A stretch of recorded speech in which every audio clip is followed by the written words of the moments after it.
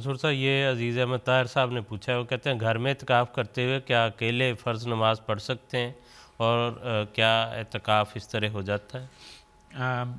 اگر گھر میں اعتکاف کر رہے ہیں آج کل کے حالات میں جیسا کہ ہے، اور اکیلے وہ نماز فرض پڑھنا چاہتے ہیں، اول تو